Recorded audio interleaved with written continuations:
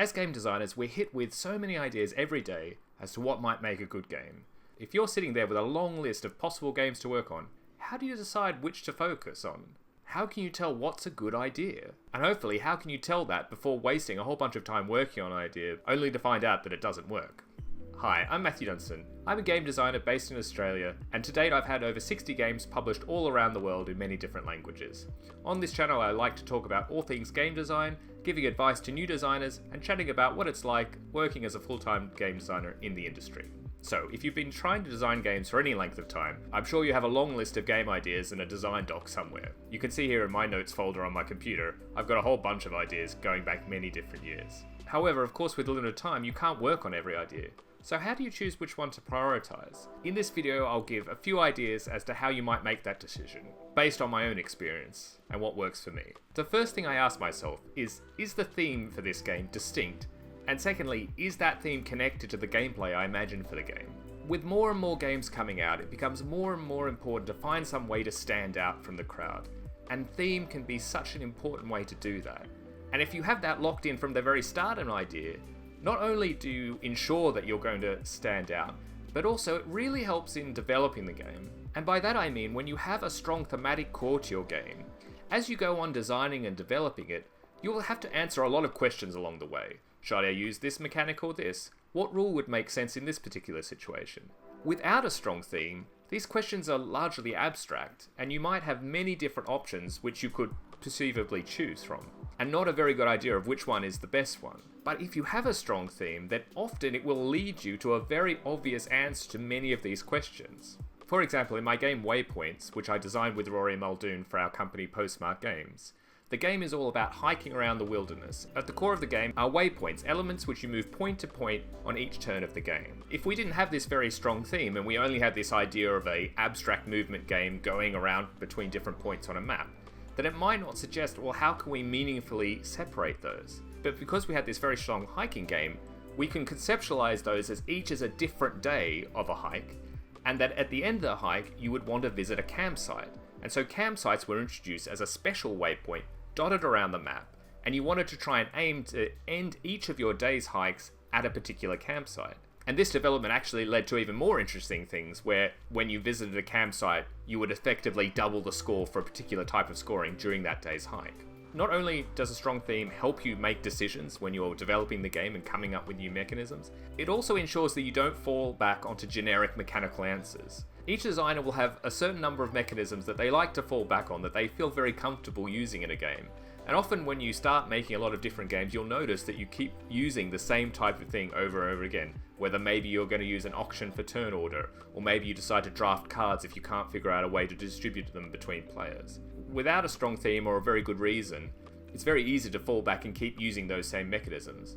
If you want to push yourself outside of your comfort zone and use the best mechanics that are tailor fit for your game and your theme, a strong theme being present from the start will really help. So if the kernel of idea contains within it a strong theme, that will make it much more likely that I'll start working on the idea. The second thing I might think about is there a clear audience for this game? Adam over at Adam in Wales talks a lot about product design and the idea that games are products, and when you're thinking about designing a game, you have to think about, well, how does this fit with this particular audience? Why might they want to play that game? I can't recap all of Adam's excellent advice. I'll put a link to his channel up here, and you should definitely check out a lot of his videos. But suffice to say, one way that I try to sort out ideas is that if a particular idea has a very clear audience in mind from the very start. For instance, with the Echo series of games I designed with Dave Neal, which are audio mystery games, we already knew that there was a very strong audience that liked escape type games, puzzle games like Unlock and Exit, and also people who like narrative puzzle games like Sherlock Holmes Consulting Detective. And because we knew from the start that we had this strong audience for this idea of these new audio mystery games, that made us confident to sink a lot of resources into developing that idea further. On the other hand, if you can't really think of a clear audience for your game, then that might give you a clue that that idea needs a little bit more time to cook, to have a firmer idea of what it actually is. And without a strong idea of an audience, it's hard for a game to distinguish itself in the market. The third thing I might think about is, does this game have some nugget of interesting decision making? For me, one of the core things I like to have in all of my game designs is some interesting decision that's going to be made by the players. For me, that's one of the crucial parts of a game. It can be a bit difficult at the idea stage, but if I can already play it through a little bit in my head And it gives me that sense of, ooh, that would be an interesting decision, or I could do that, or I could do that. And I would love trying to work out what might be a better decision based on this particular situation on the board, or if I have these particular cards. If I can start running those things through my head, and I'm already interested, and I feel like, oh, that would be a cool decision to make, then that will give me some motivation to actually work on the idea.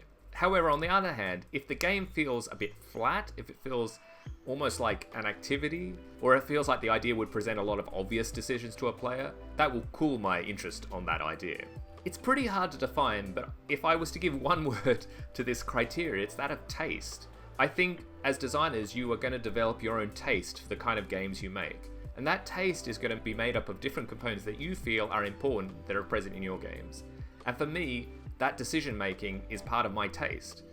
And over time, you'll get a better sense of what your taste is, and you'll be able to recognize it in your ideas. And so that really helps me early out to weed out things which are like, I'm probably not interested in working on this.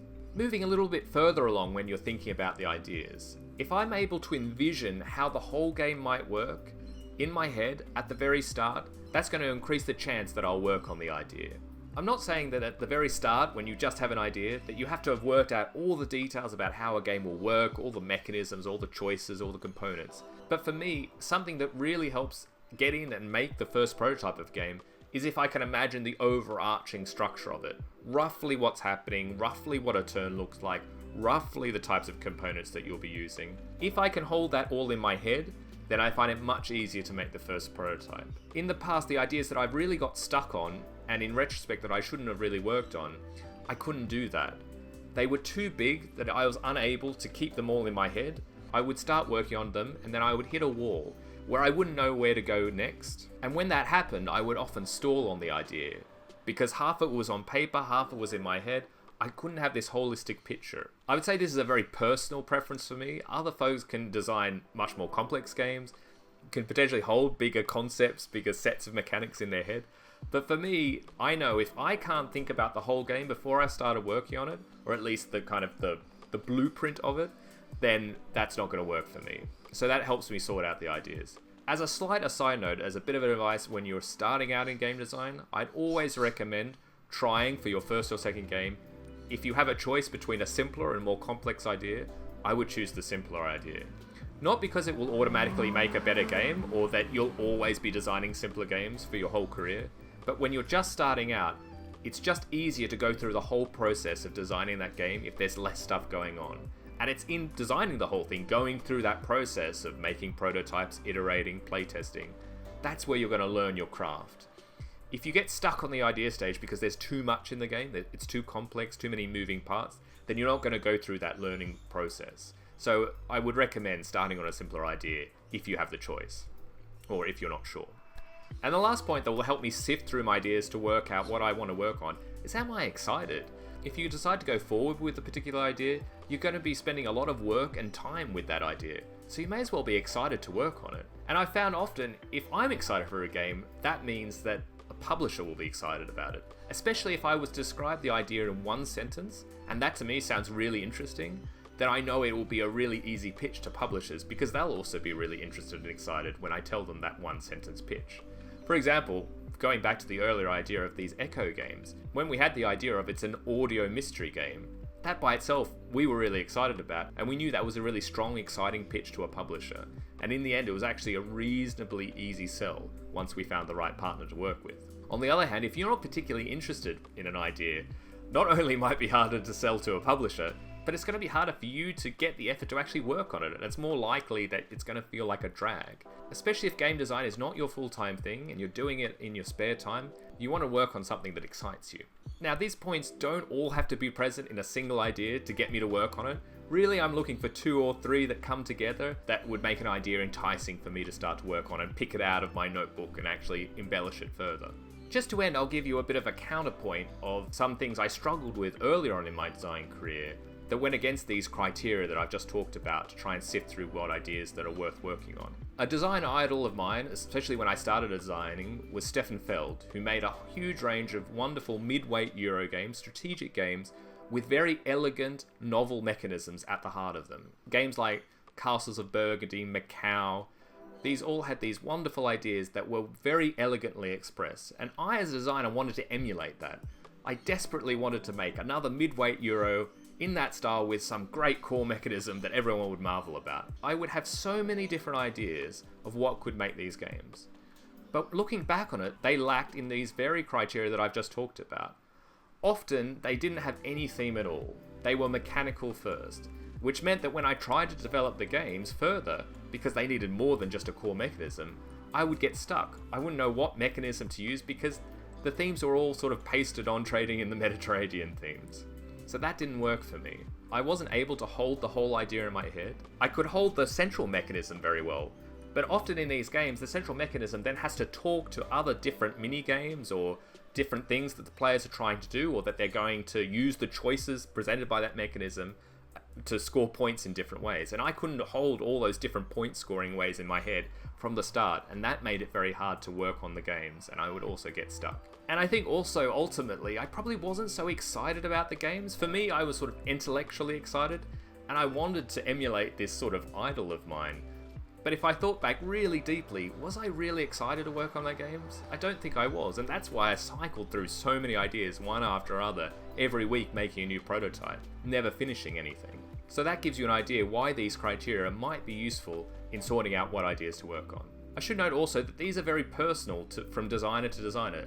The things here that work for me might not work for you, or some of them might and others might not be important. So as always, take what's useful to you and leave the rest. I hope that was useful, and now you can go back to your list of ideas in your notebook and hopefully work out which one or two might be the ideal ones to work on next. But until then, all the best with your designing, and see you next time. Bye.